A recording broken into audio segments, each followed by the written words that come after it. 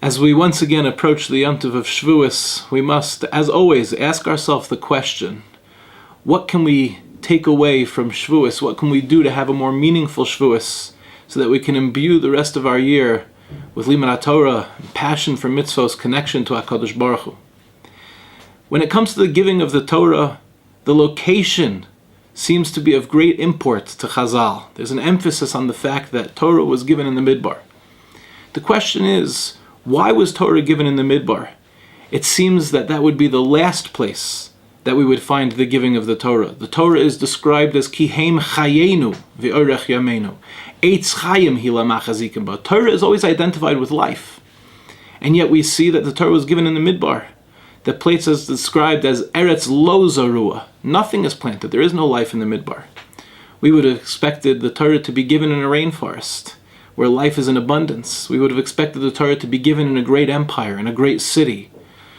And yet that's not the case. Torah was given in the Midbar. What is the significance of the fact that Torah was given in the Midbar? On Shavuos we read the story of Rus. The story of Rus is a fascinating tale about a Moabite woman who converts to Judaism and ends up becoming the grandmother of Melech HaMashiach. But there is a beautiful part in the beginning of the story that I think often goes overlooked. And that is the story of Rus and Arpa.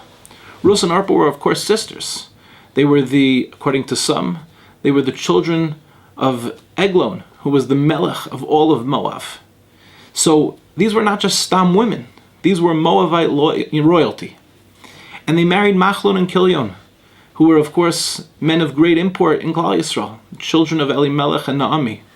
We all know the story. The story is that Machlon and Kilion pass away, as does Elimelech, and Naomi is returning to Beis Lechem, to her ancestral home. She's leaving Moab, and her daughter-in-laws want to come with her. And she is trying to convince her daughter-in-laws not to return with her, which is, of course, where we learn the halacha from, that we don't proselytize, we don't try to convert people. And we try to convince them adarabah, like the Rambam says, even, the Chasidei Umas HaOlam, even a good Gentile person has a chelik in Olam Haba. And she starts to tell the girls, don't follow me. There's a halacha called Tchum Shabbos. There's a halacha called Isur Yichud. You're not allowed to seclude yourself with another man. And we have 613 mitzvos, not just the Sheva mitzvos b'nei Noach. Why would you want such a burden? And if you violate the 613 mitzvos, we have 4 different types of mitzvos, skila, sreifa, hereg, v'chenek. And we have 2 different cemeteries, where if you do skila and sreifa, you get buried in one cemetery, and if you do something that violates and you get hereg and chenek, you're in a different cemetery. Why would you want to be part of this? Arpa kisses her mother-in-law and returns back to Moab. Rus cleaves, she's dafkaba, she cleaves to Naomi and continues with her to Eretz Yisrael. But that is only the beginning of these 2 journeys. That evening, Arpa goes back to Moab and acts in a very inappropriate way. Chazal described that she slept with 100 different men and a dog, whereas Rus follows a path of Tahara, converts to Judaism, and ends up becoming the great-grandmother of David HaMelech. And we see that generations later, that fight continues with David HaMelech and Goliath. Goliath was the child of Arpa, the Gemara tells us. And from that night, when Arpa turned around, kissed her mother-in-law and said, I won't be joining you, the product of those unions was Goliath. And so there seems to be something deeper at stake over here, something that, when we look at it generations later, it continues to play itself out. What's actually going on here? What's the deeper meaning of the story? Why is Naomi trying to convince her daughter-in-laws not to join her? Why didn't Arpa join her? And why did Rus join her? In order to answer this question, I want to jump to another Gemara. Gemara in Shabbos tells us a story about a guy that wanted to convert to Judaism. And he comes to Shammai and he says, teach me kol haTorah kula al regal achas. And Shammai pushes him away with a building implement. He continues on his way and he finds Hillel.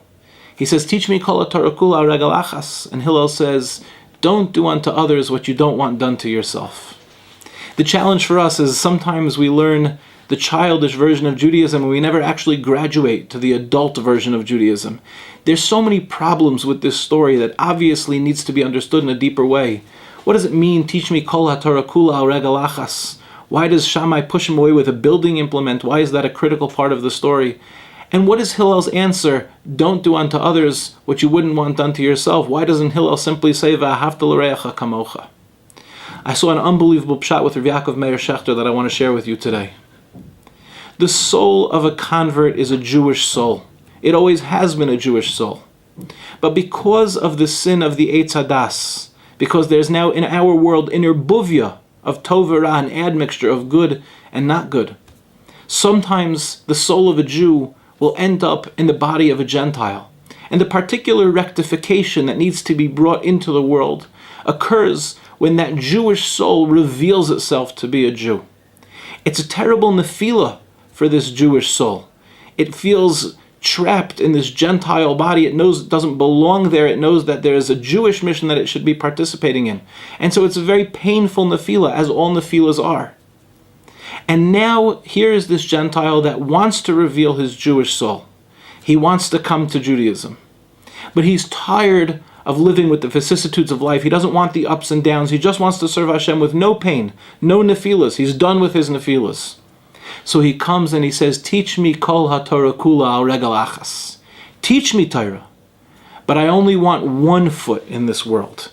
When we're planted firmly in this world and we have 2 feet in this world, so we're subject to the vicissitudes of life. He says, I want to be like a malach. A malach only has 1 foot. I want to be in this world, but I don't want to be suffering in this world. I only want regel achas. So he comes to Shammai. Shammai, of course, was a kablan. He was a contractor. He was a builder. And he takes his building implement and he teaches him a valuable lesson. We are here to build this world. Building this world means sometimes you're going to fall. HaKadosh Baruch Hu desires to be revealed in all areas of this world.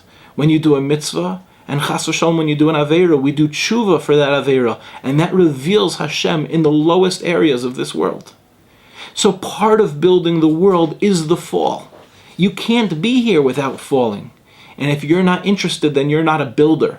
So he pushes him away with his building implement. But when he comes to Hillel, Hillel says to him, let's try to understand this in a deeper way. What gave you the strength? What gave you the courage to be able to rise up and say, I'm a Jew?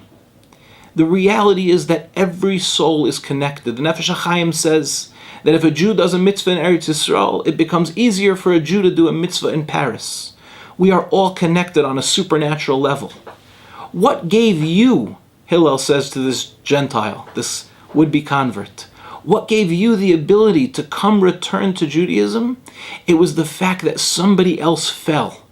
And when they fell and they did tshuva, that lifted up the entire world. And that gave you the capacity to do something that you did not have the strength to do up until that moment. So Hillel says to him, falling is, of course, like Shammai says, of course that's building the world, revealing Hashem and Dira b'tachtonim. But it's even more than that. When you fall, and then you do tshuva, you elevate the entire world. You're bringing somebody else close to HaKadosh Baruch Hu with your nefila. Says Hillel, don't do unto others what you wouldn't want done to yourself. You wouldn't have wanted to remain in your state. You wanted to have the strength and the courage and the fortitude to overcome the state that you were in. How did you get that? Because somebody else fell. Don't ignore somebody else. Nefila is part of the game. And with this in mind, we can now return to our story of Rus and Arpa. Rus and Arpa are following their mother-in-law Naomi. For 40 paces they followed. And Naomi turns around and she says, girls, don't come. There's such a thing called Tchum Shabbos. Tchum Shabbos is all about boundaries. We have certain boundaries, which automatically means that if you violate those boundaries, you're in a state of nefila. Like in any relationship, when there's a commitment, there's obligations that come with those commitments, and those obligations create boundaries. And when we're in violation of those boundaries, the relationship is in a state of disrepair. We have something called Tchum Shabbos. We have something called Isser Yichud, because intimacy means exclusivity. And when you violate the boundaries of exclusivity, you're in a state of nefila. We have 613 mitzvos, not just 7. Our boundaries are vast. Every single thing that a Jew does has an obligation and a boundary that comes along with it. And the penalty, like in any relationship, when you violate the boundaries, when you violate the intimacy and the exclusivity of that relationship, there are penalties to be paid. And big penalties. Not just how you die, but even where you're buried. And Arpa is afraid of Nefila. That's her stance in life. She doesn't want to fall. She's royal. She sees herself as royal, with regal bearing. She's terrified of falling. But Rus is not afraid of falling. One of my closest friends in the world had his leg amputated when he was a child. He was afflicted with cancer, and he had to have his leg amputated. And he told me that he is not afraid of falling, because before they gave him his prosthetic leg, they spent 3 months teaching him how to fall. And no matter what now, he says, I'm just not afraid of falling. And it's incredible. He can do everything that I can do, probably even better in most cases. He can ski, he can rollerblade, he can play basketball, all on his prosthetic leg, and he's never afraid to fall. And it's not just about the actual walking. I would say it's his attitude in life. He's not afraid to fall. And I think that's so incredible, because when we are afraid to fall, we spend our life dreading that fall, which ultimately becomes a self-fulfilling prophecy, and we do fall. Arpa's attitude was, I can't fall. I don't want to be somebody who is laying on the ground in a state of vulnerability. That's not who I want to be. But we know how that always goes. That very night, when she kisses Naomi. She kissed Naomi because she said, I find Judaism to be incredibly valuable. I want to give Judaism a kiss. But I don't want to cleave to it. I don't want to cleave to you. Because to cleave to you, to become intimate with you, to become exclusive with you, it means all those boundaries and all those violations and all those nefilas, and I can't handle that. So of course that night, the promiscuity of Arpa is seen in full force, ultimately resulting in the child called Goliath, who would one day battle with David HaMelech. Rus is the exact opposite. Rus sees intimacy as an opportunity. Exclusivity, that's beautiful. Boundaries, that's where I live. I might fall. If I fall, I'll get up. If I fall, it will be okay. I'll do tshuva. I'm confident that the Rebbeinu Shalom will want me. Nefila is part of the process. And so even though she's of royal lineage, the daughter of Eglon, and even though she's returning in a state of tremendous vulnerability with her mother-in-law to Beis Lechem, where now they're impoverished, really impoverished, and she doesn't have any family there, and she's leaving everything behind. She's going into what could be appropriately deemed a nefila. She says, I'm not afraid to fall. Falling is part of life. And ultimately, David HaMelech battles with Goliath. Goliath comes with all the power and all the might. David comes with a simple slingshot and a stone. David HaMelech is able to walk into such a battle because he's not afraid to fall. Goliath seeks to strike terror into the camp of Klal Yisrael, screaming for 40 days and 40 nights. He's screaming because he tries to tell them, you are vulnerable, you are not okay. But it's exactly in this state of vulnerability that David HaMelech comes out and does battle with Goliath and ultimately succeeds. And this is what brings Melech HaMashiach. They tell a story of Rav Moshe Shapiro, that there was a Baal Tshuva who came to Rav Moshe Shapiro and he was feeling very down. He wasn't the Talmid Chacham that other people were. He didn't feel like he had the background that other people had. And by Sukkot, Rav Moshe Shapiro had many Talmidei Chachamim sitting around him, many leaders in Klal Yisrael, and this particular Baal Tshuva was there. And Rav Moshe Shapiro looks around and he says to one Talmid Chacham, you're an amazing teacher. When Mashiach comes, he's going to thank you so much for all the Talmud Torah that you've brought to the world. And then he turns to one of the Askanim and he says, you're an unbelievable leader. What you've done for Klal Yisrael, when Mashiach comes, he's going to say, thank you so much for holding up Klal Yisrael this entire time until I got here. And then he looked at this Baal Tshuva and he said, and you, when Mashiach comes, he's going to say, thank you for bringing me. You're the one who brought me. It was your tshuva that brought me into this world. It's your nefila and your subsequent tshuva that brings Mashiach. So in Judaism, we've never been afraid of a fall. A fall is part of life. HaKadosh Baruch Hu made averos. So when we violate them, he understands better than we do. He's bochel levavos v'klayos. He knows us. He knows our parents, our grandparents, our great-grandparents. He knows our our psychology, and he knows the situation that we're in better than we do. He's more in touch with our emotions than we are. He understands the Aveira. He says, now you have an unbelievable opportunity. Reveal me even in this state of nefila. Like in any relationship. Obviously, no one wants to fight. But underneath the fight in any relationship is the desire to draw close to one another.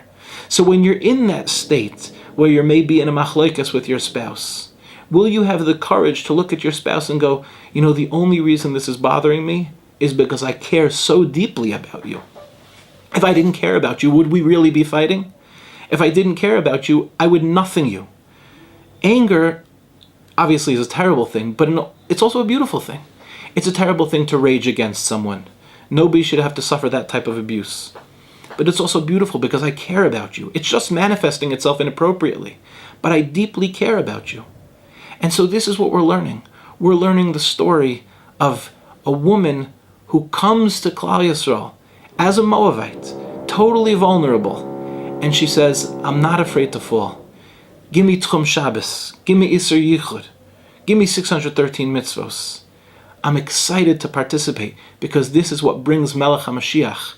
And that's why ultimately it's Rus, who is the grandmother of Melech HaMashiach. Let us now return to our original question. Why is Torah given in the Midbar in a place where there is no life? Because that represents Nefila. The giving of the Torah comes with obligations which we will inevitably violate. But the question is, now what? When you violate, chas v'shalom, a mitzvah in the Torah, when you do the wrong thing, are you capable of saying to Hashem, I deeply regret that? Not that I'm ashamed, not that I'm unworthy, not that I'm a bad person, I'm not overwhelmed with guilt, I'm a healthy person. But as I evaluate our relationship, I deeply regret what I did, because you are so much more important to me than the Aveira. This is the giving of the Torah. The Torah was not given to Malachim with 1 foot. It was given to human beings with 2 feet. And as part of this world is always changing, this world is always evolving, and so are we, and sometimes that means making a mistake. The lesson that we have to learn this Shavuos, I believe, is falling is part of life. The only question is, now that we've fallen, do we have the strength, do we have the courage to get back up? And this is the deeper meaning, I believe, of Nasa v'Nishma. Nasa v'Nishma means, HaKadosh Baruch Hu, I don't know what's in the Torah, but you are important to me, so I want to be a part of this. And that's a very special thing to say, because when you say Nasa v'Nishma, that allows us, even in our state of disrepair, even in our state of nefila, to be able to say, 1 second, let me slow down. The whole reason I got into this is because I care about you. And in that way, we create for HaKadosh Baruch Hu Adir B'Tachtonim. May we be Zoicha this Shavuos to understand the deeper message of Shavuos, that nefila is part of the process. We can instill life into a midbar. We can reveal that underneath the midbar is water, that deep essence to return to HaKadosh Baruch Hu. And in that way, may we be Zoicha to greet Mashiach Tzidkenu together. Good Yantiv, Good Yantiv.